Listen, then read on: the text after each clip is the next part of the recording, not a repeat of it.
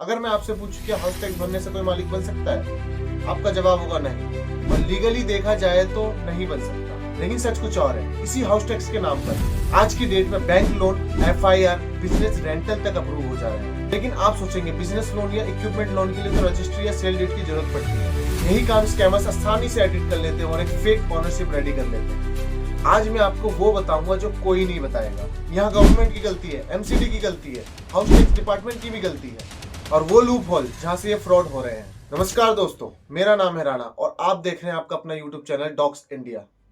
सबसे पहले मैं आपको एक बात क्लियर कर देता हूँ, हाउस टैक्स ओनरशिप प्रूफ नहीं होता है। सिर्फ रजिस्टर्ड सेल डीड, पट्टा या लीगल डॉक्यूमेंट ही मालिक बनाता है। हो क्या रहा है ग्राउंड रियलिटी में, एक स्कैमर क्या करता है, चलिए विस्तार से जानते हैं।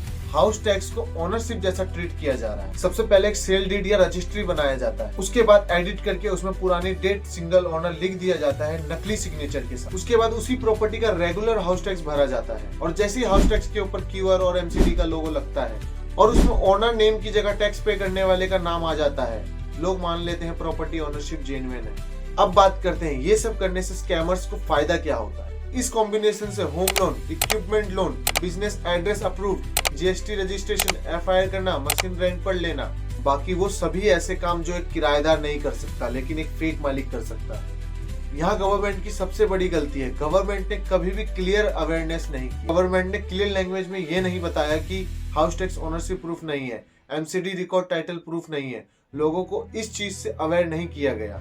दूसरी बड़ी गलती, प्रॉपर्टी डाटाबेस और सेंट्रल वेरिफिकेशन सिस्टम नहीं है जहां sale deed plus MCD record automatically match हो। अब बात करते हैं MCD की। इन्हें सिर्फ टैक्स लेने से मतलब है, बस पैसे आते रहे, इन्हें फर्क नहीं पड़ता कि भरने वाला मालिक है भी या नहीं, सेल डीड फेक है या जेन्युइन, ये चेक नहीं करते। और सबसे बड़ी गलती, हाउस टैक्स रिसीप्ट पर सिंगल ओनर लिख दिया जाता है बिना टाइटल वेरीफाई किए। इससे पब्लिक या बैंकर को लगता है कि MCD ने अप्रूव कर दिया मतलब मालिक ही होगा, जबकि सिर्फ ये एक टैक्स रिकॉर्ड है। हाउस टैक्स डिपार्टमेंट की 3 बड़ी प्रॉब्लम्स है। पहला, टैक्स कोई भी भर सकता है। दूसरा, ओनरशिप वेरिफिकेशन नहीं होता। टैक्स रिसीप्ट का फॉर्मेट ऐसा है जो ओनरशिप जैसा लगता है। इसी चीज का फायदा उठाते हैं स्कैमर्स।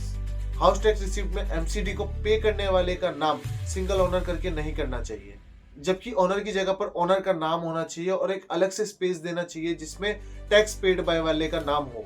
बैंकर भी पूरा डीप चेक नहीं करते, उस MCD साइट विजिट करते हैं, हाउस टैक्स रिसीप्ट चेक करते हैं। सेल डीड रजिस्ट्री बैंकर से वेरीफाई करना अक्सर मिस हो जाता है और लोन अप्रूव हो जाता है। याद रखिए, हाउस टैक्स कोई प्रूफ नहीं है, MCD रिकॉर्ड कोई ओनरशिप नहीं है, सिर्फ एक रजिस्टर्ड सेल डीड ही मालिक बनाता है। ये वीडियो प्रॉपर्टी ओनर्स के लिए है, सावधान हो जाओ वरना अगले आप हो सकते हो। अगर किसी को घर रेंट पर दे रहे हो तो चीजों का ध्यान रखें। हाउस टैक्स मालिक नहीं बनाता, लेकिन हाउस टैक्स के सहारे आज फेक सेल डीड चल रही है और जब तक पब्लिक और सिस्टम जागरूक नहीं होगा तब तक ये फ्रॉड रुकने वाला नहीं है।